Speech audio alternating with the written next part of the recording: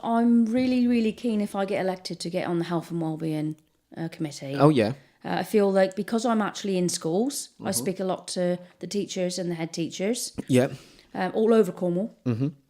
And because I go down to the hospital quite a lot, that I've got a good knowledge of what's going on in both areas. Yeah. I'm not saying I'm an expert, but maybe I'm a bit more of an expert than somebody just off the street that gets put on that committee. Well, just meeting these people as well, that's half the battle, isn't it? Being able to sort of like being in that go community. in, phone up a school and say, what's your issues? What should we be working towards? I've got that rapport with a lot of the lost schools now, and they respect me and I respect them. Yeah.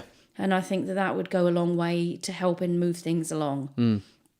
So, I speak to a lot of the doctors in Treliske. I've actually stayed in overnight and seen the total waste that's going on down there. Yeah. Not anything to do with the staff. And I'm talking to the staff.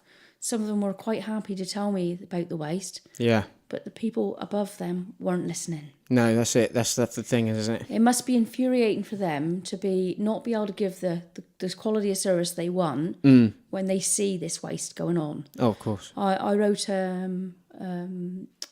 what's it called? On LinkedIn, I wrote a piece. Yeah. And 5,000 people read it and watched what I had to say. Wow. Within 24 hours. And that was really because I stayed in overnight and they told me I could be released in the morning. Now, the girl that takes the food orders said to me, you ain't going nowhere until 2:30. Right.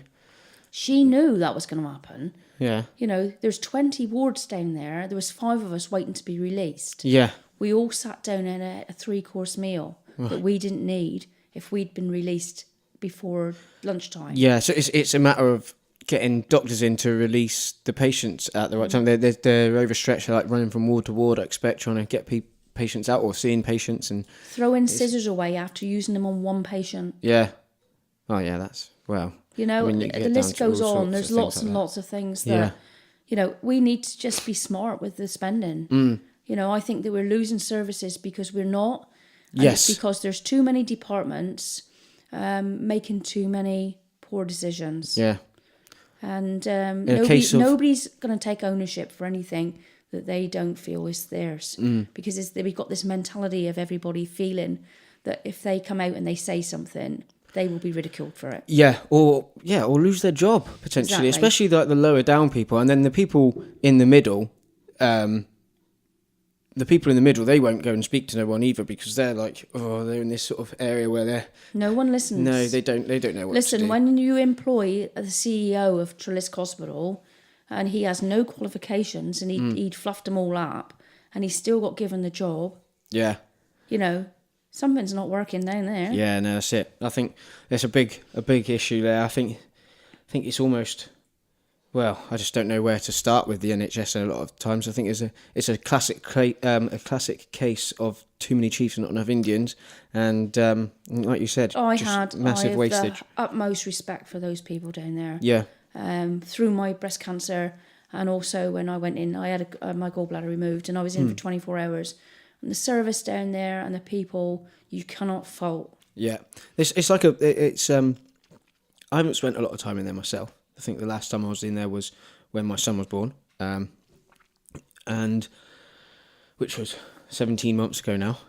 So it seems like the staff are working their asses off, and they are just not. They're almost restricted to the care that they can give because of some sort of like bureaucracy, paperwork, not enough. Waiting on doctors to come and support them, waiting on other people to come and support them to support their patients. And the people at the top just listen to the people lower down. Yeah. And to people like myself who've actually sat there and used the facilities, you can see it. It's glaringly obviously what's going wrong down there. But nobody wants to listen. You can fill out a PALS sheet and you can send it in, but you don't get to hear anything else. No, nothing happens. I'd love to speak to someone from the Treliske. It'd be great. Before you leave, you do get to fill in a questionnaire. But if you give somebody a questionnaire that that asks the questions you want answered, but avoids the ones that you don't. Yeah. I don't see the point of it.